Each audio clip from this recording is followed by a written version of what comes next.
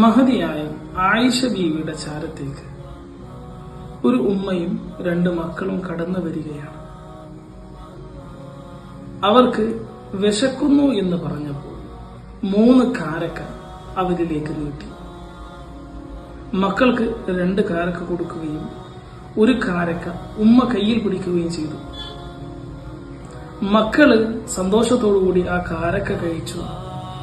ഉമ്മയുടെ കയ്യിലുള്ള കാരക്കയിലേക്ക് നോട്ടമായി. സ്നേഹനിധിയായ ഉമ്മ 2 ഭാഗിച്ച് 2 പേർക്കും നൽകി. ആയിഷ ബീവിയെ വളരെയധികം അത്ഭുതത്തിലാക്കിയ ഈ സംഭവം റസൂലുള്ളാഹി സ്വല്ലല്ലാഹു അലൈഹി വസല്ലമ തങ്ങളോട് പറഞ്ഞപ്പോൾ ആയിഷ ബീവിയോട് റസൂലുള്ളാഹി സ്വല്ലല്ലാഹു അലൈഹി വസല്ലമ തങ്ങൾ പറഞ്ഞു, തീർച്ചയായിട്ടും അല്ലാഹു റബ്ബുൽ ഇസ്സത്ത് ആ ഉമ്മാക്ക് ആ പ്രവർത്തനം കാരണം സ്വർഗം നിർബന്ധമാക്കി. പ്രിയമുള്ളവരെ, സ്നേഹത്തിനും കരുണക്കും അല്ലാഹുവിന്റെ അടുക്കൽ വലിയ വിലയുണ്ട്.